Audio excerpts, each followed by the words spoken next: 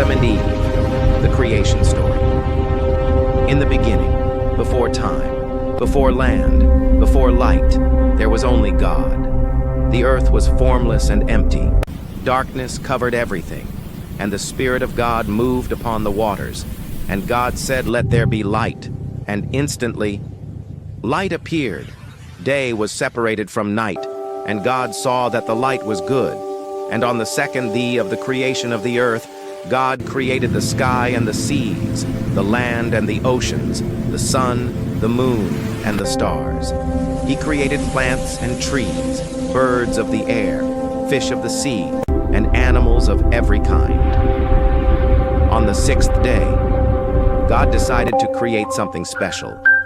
And that was how the creation of Adam came. And God said, "Let us make man in our image, according to our likeness. He shall rule over the earth and all living creatures." God formed a man from the dust of the ground. He breathed into his nostrils the breath of life, and the man became a living soul. And God said, "You shall be called Adam." And God placed Adam in a beautiful garden called Eden. The garden was filled with rivers, fruits, flowers, and trees, pleasant to the eyes and good for food. God said, "Adam, you may eat from every tree in this garden, but from the tree of the knowledge of good and evil you must not eat. For on the day you eat of it, you shall surely die." Adam said, "Yes, Lord." God brought every animal to Adam to see what he would name them. Adam named the birds, the animals, every living creature, but among them all, there was no helper suitable for Adam. And God said, "It is not good for man to be alone. I will make a helper suitable for him." God caused Adam to fall into a deep sleep. He took one of Adam's ribs and closed the flesh. From the rib, God created a woman. God said, "She shall be called woman, because she was taken out of man." God brought the woman to Adam. Adam, joyful, amazed, "This is now bone of my bones and flesh This of is my the bone flesh. of my bone." She shall be called woman." Adam and his wife were naked and felt no shame. Now the serpent was more cunning than any animal the Lord God had made. Serpent, smooth, deceptive. Did God really say you must not eat from any tree in the garden? Eve said, "Yes, we may eat from the trees." But God said we must not eat from the tree in the middle of the garden, or we will die.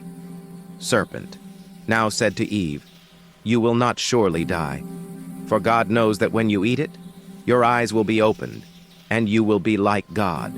The woman saw that the fruit was good for food, pleasing to the eye, and desirable for wisdom. She took the fruit and ate. She gave some to Adam, and he ate. Immediately their eyes were opened. They realized they were naked, and they became ashamed of their self. Adam said, "What did you do to me?" Eve replied and said, "The serpent deceived me." They heard the sound of God walking in the garden. "God," said Adam, "where are you?" Adam was afraid, and he said, "I heard you, and I was afraid, because I was naked, so I hid." God said to Adam, "Who told you that you were naked? Have you eaten from the tree I commanded you not to eat?" Adam replied, "God, and said, 'The woman you gave me, she gave me the fruit,' now said to Eve, and I ate." God said Eve, "What is this you have done?" Eve said, "The serpent deceived me, and I ate." God said to the serpent, "Because you have done this, you are cursed above all animals. You will crawl on your belly and eat dust all the days of your life."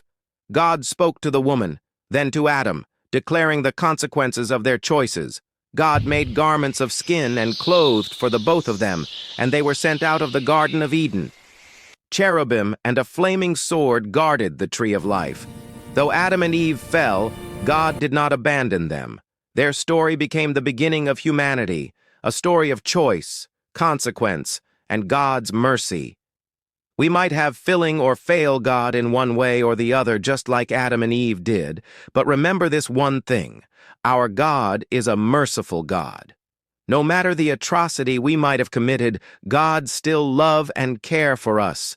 He has never abandoned us, and He is always there to forgive us if we can realize our mistake and come back to Him. He is ever ready to accept us back into His kingdom.